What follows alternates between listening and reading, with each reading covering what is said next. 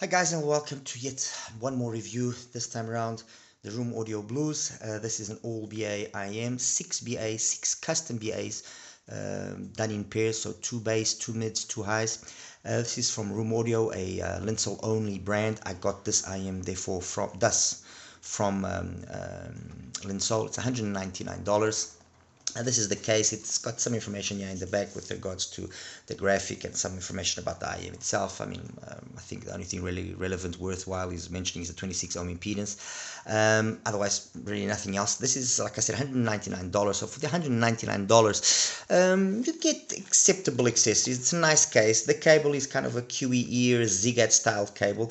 The tips is where I would have liked slightly better tips to have been included.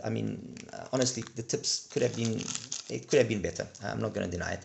But the cable, although it's a 3.5 and there's no exchangeable termination, I can still live with it. As for the IM, it's a beautiful resin shell IM. Nice and small for 6 BAs, considering, it's 6 BAs like I mentioned. The other IM that I have here, which is the Flow Audio Blue Lover, is substantially larger. But it's got a very understated kind of look to it. Black shell, very relaxed, very understated faceplate. Nice. It just fits nicely, looks very simple, doesn't jump to your eyes. Kind of wants to go by without much attention being paid to it. As for the sound, which is ultimately what you want to know, the Room Audio, the Blues, joins two other IEMs in terms of OBAs that have impressed me, and that trio is the Hartfield, the CO8, which I reviewed recently. The other one is the Zigat Luna, and then now the Blues, and all of them have their own peculiarities. The Zigat, the Luna, impressed me by how audiophile capable it is. Also 6 BAs. It's an IM which is very reminiscent of the 7th Acoustic Supernova, and it really blew me away because I wasn't expecting it, to be totally honest. I really wasn't expecting it. The neutrality and the quality of the sound that the Luna puts out at that price point of $350, give or take, is absolutely spectacular. The CO8 from Hartfield is Harman tuned IM that has it's going to have its crowd, it's going to have its people that will appreciate it for what it is. Very detailed, so it's a more of a low volume set, while the Luna, I would say you could actually crank it up mid to high volume, and that's where it really comes alive. And the Blues falls within that same category, and that category is, they've tried really hard here, Room Audio, to make the Blues sound, as the name implies, very relaxed, very un-BA characteristic, which is, they've tried to, as much as possible, for you to not notice the BA timbre, for the timbre and the tonality of all the units being used inside to come together as one single sound source, and they've done a really impressive job. The tuning, it's got that kind of a gliding style of bass with a little bit of emphasis there in that 100 to 300 hertz area, just to give it a little bit more mid bass impact, which is nicely felt. And then it's got a pin again which peaks at about 2.5 and then kind of slowly drops off, and then some extension past 10k. The sound here is definitely in contrast with the CO8 from Hartfield. It's more organic, more musical. The CO8 is very technical sound. So it will be a high-end that will really please the technical-minded people. As for the Luna, the Zigat, phenomenal. I am honestly phenomenal. Very musical, very audiophile-like. I was truthfully impressed by that. But jumping back to the Blues, which is what you want to know, what can I then just quickly give a breakdown in terms of the sound? Bass, really nice. It hasn't got tons of bass, but the bass that is there is sufficient. And I was actually quite impressed by how it was able to actually play some of the EDM songs that I like playing, like Finding Atlantis by Cook and Stans, or Afternoon by Phil Axis, or even Afterglow by Clan Carousel. How well it was capable of playing those songs with the necessary impact that those songs have. So when I compared that briefly with the CO8, this absolutely, walks all over the CO8 in that department. It's way more engaging. But then, of course, if the technical aspect is what you're looking for, then the CO8 is the superior IM. In terms of its transition into the mids, beautiful, no bleeding, no muffling of the nothing. It's a nice smooth transition. The vocals are extremely musical. And I would even say that the timbre and tonality are probably one of the better technical characteristics here of the blues. So very technically capable, very smooth in the way the transition from the bass into the mid bass into the mids into the upper mids is done.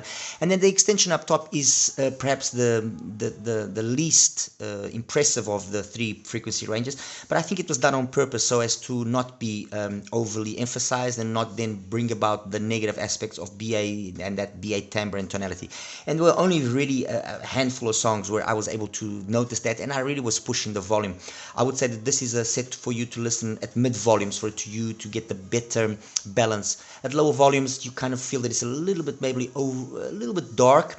At high volumes, on occasion here and there, it wasn't aggressive, but it was just getting a little bit too intense in certain aspects there of the sound, around 4.5, 5 kilohertz, and then in the mid volumes, that's where I found the happy medium. It just sounded it sounded in its own. It sounded musical, engaging, old school type of sound from an all BAIM, which is always something nice to see. So vocals, fine, male and female vocals. I would say male vocals are the best. Instruments, they come across very natural, very realistic. Cymbals, guitars, wind instruments, everything came across really, really nice. I mean, I can't really, pick a gripe with any part of that aspect. In terms then of its technicalities, like I said earlier, timbre and tonality definitely the best. Soundstage, it's fine. I would have liked maybe a slightly bigger soundstage, it's a little bit more of a closed venue, but it's fine. It's nothing that was offensive. I would say maybe imaging was what I was the least impressed with. But again, guys, this is me now maybe nitpicking or being overly harsh. The reality is, the blues played well. It did its intended premise, I think, or obtained its intended premise. Really, well done with good quality overall. Compared here with the Flow Audio Blue Lover, this is $139 if I'm mistaken. This I don't even know if it's any longer available, but this is only 6BA I was able to find. I mean, I could have used, I guess, the T4, which was closer to price, which is around $200. But I really couldn't find any other 6 or all 6BA IM that I thought would make sense to have here. The DT600 has been discontinued from Audio Sensor, that's why I didn't really pick it. This one here, I'm not too sure. I still see some adverts on AliExpress for it, so that's why I decided to pick it. What can I say here about the Blue Lover? It's got a tuck style bass, so it tucks in at around 150 hertz, and you notice that it's missing a little bit of that information there from 100 to 300 hertz. It's missing, but then the upper end is also very nicely done, very similar actually in the way that they've done the mids, upper mids, and treble in both of these IMs. It's just the bass section here that is different, and what you notice is there's more sub bass focus here, more mid bass focus there. That's the difference. Of the two, I think the one that will probably be the most satisfying will be the Blues, purely because of that mid-bass slam that is more present in music as opposed to that sub-bass focus, which is where the Blue Lover kind of excels at. This is kind of a DT600 type of sound, let's put it that way. Otherwise, they both are, I would say, complements to each other. And that's it, guys. I mean, there's really not much more I can say about the Blues. It's a nice all-BA IM, and yet another surprising all-BA IM. It's so difficult sometimes to get some good sounding all-BA IMs, or when you want a good sounding IM that's all-BA, you're going to have to kind of really start spending some serious money, or then not be worried with aspects of brand, like some people, I don't want a KZ because this is that. And the reality is, the KZ, they make some decent all-BA IMs. The AS24 is one such example. So if you don't want to go down the KZ route for some reason, and you want a relatively accessible all-BA IM, and you don't want to go for the more traditional choices like the High-Cine, the T4, or maybe the Bravery or something like that, and you just have the $200 to spend, and that's it. The Blues is definitely a viable option. I would suggest you obviously listen to the IM like I always do. If you have the possibility, because you live in a place on this earth that enables you to have access to stores to try it out, do it. I unfortunately don't have. I unfortunately have to buy them or then have them sent to me by some of the stores which are kind enough to do it. And otherwise, I mean, I would never be able to just walk into a store and try it out. It's absolutely impossible here in Portugal. And that's that. So, guys, I'll quickly just show you the graph and we'll wrap it up. Okay guys, so here we have another graph. So let me just quickly take you away the flow audio and just leave you here with the graph for the blues. So as I mentioned, kind of a nice meaty bass performance. Not as meaty as you would think, but obviously because we're talking about BAs, and so it doesn't bleed into the mids as you would be led to believe if this was the case of a DDs, for example. Nice weighty bass, enough weight, enough sub bass presence, but the star here is the mid bass. So it's clean, it's detailed, it's dynamic, it's energetic, it's fun. Pin again peaks at about 2.5 and then slowly stops dropping off, and then some extension past 10k as I mentioned. The balance track here, 100 Hz corresponds to 2 kilohertz. So that balance that I like to always obtain as an absolute minimum has been obtained. And it sounds just overall very, very. It's a very easy to listen to IM. It's not an IM that will lead to much fatigue or anything of the sort. Contrary to, for example, the Hartfield C8, some people might get a little bit fatigued to listening to it after a while, unless you are obviously a stickler for high detail, high technicalities. This is an IM that will you listen to it for countless hours and not be bored with it or not be dissatisfied. It's kind of got that sound like another IM which I just recently reviewed, which I also found that type of sound is the into outer balance. So it's all about being non-fatiguing and just balanced presentation, BAs being coherently matched between each other, so that the whole thing comes as one single source. And I think that in that aspect, the engineers there for Room Audio have done a really good job as compared here with the flow audio. And I'm just going to make the flow audio here in red for a second quickly, so it just stands out a little bit more. As you can see, that upper part there of the upper mids and treble is very similar. It's just in the way that the bass here is done. So you have a more sub-bass focus or a more mid-bass focus. Of the two, I think the one that ultimately ends up being the more balanced and the one that makes the most sense, and you don't feel that disparity between the drivers and the driver coherence or matching, obviously, is the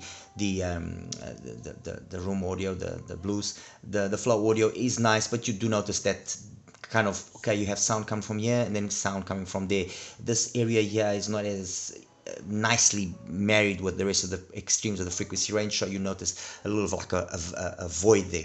And that's that, guys. If there's any questions, please feel free to ask me. And like I said before, if you have the opportunity, take a listen to this IM. Honestly, really, go and have a listen to it. I'm not telling you to go out and buy it. Have a listen to it, see what you think. And who knows, it might just be the IM that you were looking for in terms of an all BA that has a very interesting sound. Honestly, if you look at this part of the frequency range and how it's done in a very nice manner. It actually reminds me a lot of, for example, the IVipQ, the IVipQ 09, the 2+6 that they have. The 1+6 that they have released recently, the Phoenicia. Reminds me very much of how the Phoenicia also handles this part of the frequency. Obviously, then the Phoenicia having a DD has got a different presentation of the DD, of the bass frequency, sorry. But the reality is, you'd be surprised how DD-like the bass on the blues actually is. It's way more DD-like than you would be led to believe. I would even say that if maybe this was like a 6mm DD, it would get away with it, because it's really been nicely, but very nicely, very, very tastefully done. All right, guys, as always, like and subscribe. Any questions, please feel free to ask. Take care now. Bye-bye.